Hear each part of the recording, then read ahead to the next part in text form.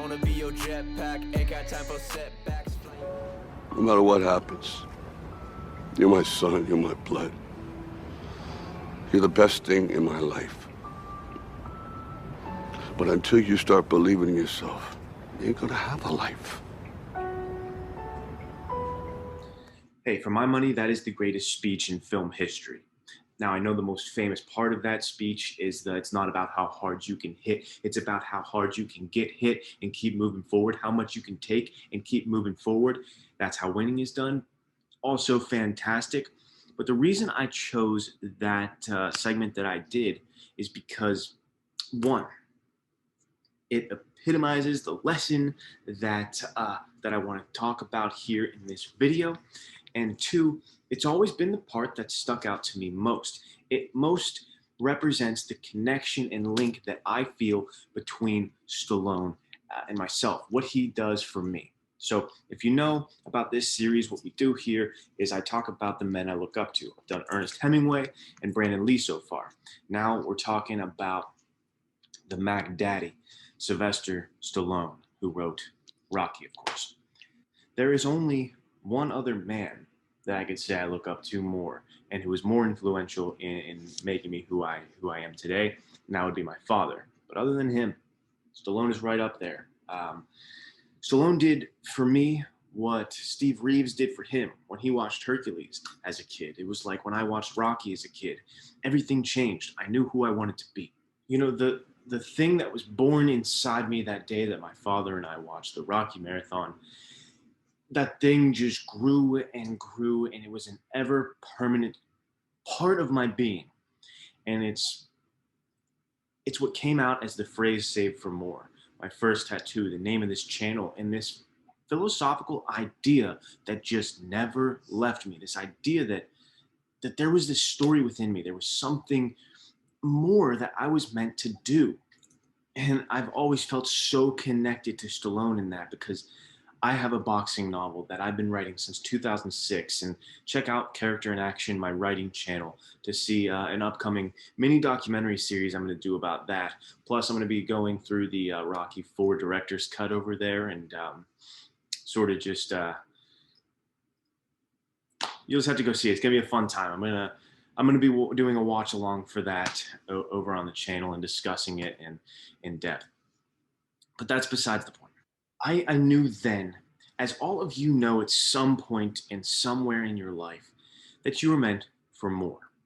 There's something that you want to do. There's some big dream you want to accomplish that is your 1,000,000-to-1 shot. Just like Rocky, right? It's not going to be easy. The whole world says it's stupid and laughs it out of you. But that's what I love about Stallone. And that's what the message of this video is. Stallone, he embodies, he epitomizes self-belief, self-worth, and an undying, unwavering trust for what is within. You know, I don't know how many of you know the incredible story of Rocky being made. I don't want to sit here and tell the whole story because it'll waste a lot of time, especially if you've heard it. And I'm imagining if you fall across this video, you probably have heard it.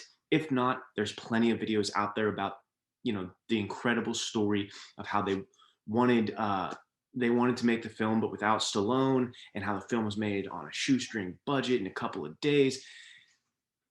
Incredible story that you should seek out. But that's not what I'm here for. I'm going to give you a little clip for context. Here you go. So I could see it, but there was something inside of me that you know, this opportunity is never going to come around. And I really wasn't used to money, and I had no idea of what I would be missing. But the temptation started to come forward. First, it was 25 grand and $100,000. I go, well, I never heard of 100,000 because I had like $106 in the bank, and like I said, I had to sell my dog, and things were not looking very, very good. My $40 car had just blown up, so I was taking a bus to work, but still, it didn't matter. I wanted to stick with it. Then it went up to 150,000, 175,000. It went up to 250,000. Now my head was starting to spin, and it went up to 330,000. And probably, I heard it went up to 360,000. So I thought, you know what? If I know in the back of my mind, if I sell this script and it does very, very well, I'm going to jump off a building. And if I'm not in it, there's no doubt about it. I'm going to leap in front of a train. I'm going to be very, very upset. So this is one of those things where you just roll the dice and you fly by the proverbial seat of your pants. Say, all right, I got to try it. I got to just do it. I may be totally wrong, and I'm going to be taking a lot of people down with me, but I just believe in it. Okay, so you've seen that, but I want to take you back further to a story and a part of Stallone that less of you probably know about. And that is the Binky days. I don't know if you could imagine or not, but growing up in the day and age that Stallone grew up with the name Sylvester, being a kid with a droopy lip, those droopy eyes, because he was actually grabbed with forceps as a baby in the delivery room, shut down the nerves on half of his face with this face going on, the speech impediment that was way, way worse back then. And he was a skinny, scrawny kid with the name Sylvester. It wasn't an easy go. It was not an easy go for Stallone. He was bullied very much so as a child. He was ostracized. He was seen as the weird kid. And he tried to change his name. He wanted a different name. And somehow, some way, they ended on Binky. Worst name of all time. I get it. But he had this name Binky. And of course, cruel kids called him Stinky. And so his whole life was just, he was the skinny weird kid. And this is another way I just connect deeply with Stallone. And he sort of combines the two that I've done so far. Hemingway, because he's a writer as well. Stallone wrote Rocky. And then Brandon Lee, if you check that video out, I have so many deep connections to that man on personal and philosophical levels about his life and my life. And that's where they come together with Stallone. He's a writer who grew up as this skinny weird kid who was just kind of ostracized and ultimately he was shit upon by the world, as we all are, right? I think we can all connect and all relate to that when it comes down to it. Everyone at some point or another doesn't feel like they fit in. And the whole world just kept telling him that he's no good. The guy went to something like 14 different schools in 11 years. He was voted most likely to end up in the electric chair, which shouldn't even be one of those awards, right? That's kind of cruel, but he got that award. And one more story to really illustrate this from his childhood hits me the hardest. And that is that during the Binky the Stinky days, Stallone was clearly going through a tough time. And the world kept telling him that he was no good. But inside, that was blooming. That idea of being saved for more. This idea that he was meant for greatness somewhere. That he knows if he were to just get a shot, just like Rocky, if he were to just get a shot and be seen as what he feels inside instead of just what people see, they would get a chance to know the real him, get to know that he has something to offer. So what he did was he tried to escape and find solace in Superboy, little comic strips back then. Superboy really, it gave him hope, right? It was something to hold on to. I'm sure a lot of you guys can relate to superheroes as a kid, comic books.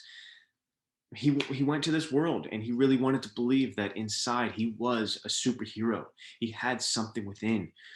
So he used to wear the Superboy costume that he made himself under his clothes. And one day at school, his teacher found out and made him take off his clothes to reveal this Superboy suit. And he had to sit in front of the class, dunce cap style, as everyone laughed and ridiculed him. So just imagine that, just imagine how devastating that must have been. How many times the world seemed to try to tell him, because he grew up poor as well. He had a tough childhood as well. Grew up in Hell's Kitchen, not easy life. Dealt with poverty and divorce and all types of things. And still to this day, he's battling against the world when it took his son from him, and other tragedies that you can look into. Like, the man has a hard life where the world keeps telling him, be heartbroken, give up, stop. But he doesn't. He never does. He trusts in himself. He believes in himself. It's time to get serious. That right there is the lesson that I try to take in my own life.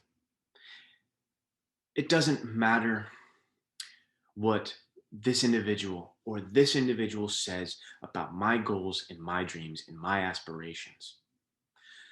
Stallone, he understands that when somebody says, okay, you don't have what it takes. Clearly, you're not going to make it. You know what that is? It's an opinion. It's an opinion. And just like in Rocky, where he says, the doctor recommends I don't fight, I recommend that I do. His opinion is, I do have what it takes, actually. Thanks for your input, but I'm going forward anyway. And and this is what has driven me thus far to keep me writing. I've been writing this boxing story since 2006. I've been wanting to be a writer since before that. I was making little movies. As long as I can remember, I wanted to be a storyteller. I wanted to be a writer of some kind. It was my million to one shot. It still is. The world obviously thinks it's silly and it's tough and it's not going to be easy, but I'm never going to stop. You know why? Because I know I have what it takes. I know that when I see other books on the shelves, I can write as well as that. I can find my audience and do that. Nobody has, why not me? Nobody has something that I don't have, just like nobody has something that you don't have. It all comes down to self-worth, self-belief. Do you believe? Do you trust yourself? If you don't, you're going to give up. You're going to fall short. You're going to let the world tell you what to do. We talked about this a lot in the Brandon Lee episode. Do not let the world define you, because it will. And it doesn't want you to fucking push back. The world wants to put you in its little box and keep itself comfortable. Forget that. Until you start believing in yourself, you ain't gonna have a life. I mean, that message right there is it. When it comes down to it, man, that is life. If you don't believe in yourself, how can you do anything? How can you expect anything to happen for you if you don't have the confidence? And see, what I love about Stallone and the philosophy that I hold on to from the man is that he doesn't just believe in himself when life is easy. He doesn't just believe when everybody's on his side. He sticks to it and he has this trust with himself, this bond with who he is to say, okay, no matter what happens, no matter what they say, I don't stop. I keep moving forward. Like he says in Rocky 4, it's you against you. It is your belief against your will to act. The man has taken some wallops from life, just like you have. Life has told him to sit back down multiple times, even after he's made it to the top. And he said, he could have easily been like, okay, I made 5 Rocky movies. I hit the top. Now they're telling me I'm 60. It's not going to happen, whatever. And it was impossible almost to get Rocky Balboa off the ground. He had the same fight again where people were saying, this is stupid. It's not going to happen. It's not going to work. Did he say, okay, yeah, you're right. I'll call it. I had 5. It was great. No, because he believed in himself. He had a story to tell and he was going to fucking tell it. I want you to check out this clip about Stallone talking about writing Rocky for the first time. But there was something about the process of unrealized dreams. I was always brought back to this subject because I think it's one of the most enduring subjects and one of the most difficult passages for people to accept that they never were realized in their own lifetime, that they just didn't get that shot. Do you hear that idea about unrealized dreams? That was Stallone. That is me. That is you. You have a dream. You know you do. And somewhere along the line, like he said, you let people stick a finger in your face and tell you you're no good. Somewhere along the line, your optimism of youth got crushed, crumbled, rusted. The shimmer is gone. I need you to keep that child alive. Keep that optimistic dreamer in there. And fight hard. Do what Stallone did. Even when his back was against the wall, poverty was closing in on him. He had to sell his dog. He didn't say, okay, I'll take the money. You're right. This is probably the best offer I'm going to get. Stick to your guns. Believe in yourself. To use another Rocky quote, to quote George Washington Duke from Rocky 5, one of my personal favorites, I'm sorry. You do whatever you got to do, but that's what you got to do. To get that childhood believer back, to get that optimism back, to get your dream back. I want you to follow Stallone and never give up. Hold on to it. I've been doing this since 2006, trying to get this boxing story right, trying to get it off the ground. And I will. I will. No matter how long it takes, I will. Until I don't have a beating heart in here, I will. I believe in that. I trust that. I trust myself. I know myself. I know that I can do it. All right? You need to believe that same thing.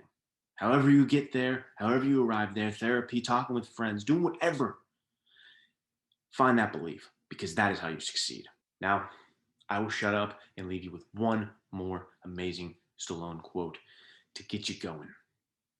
This will clearly be part one of many, because this is one little aspect of Stallone. If you want to see more about me talking about Stallone, I did Rocky 1 through 3, every lesson in them. And I'm also on the Character in Action channel. Like I said, going to be doing a mini documentary about my boxing story, a series on that, and I'll talk a lot about Stallone in there, as well as I'm going to be doing a watch-along type fun video with Rocky for the director's cut. Okay, listen to Stallone.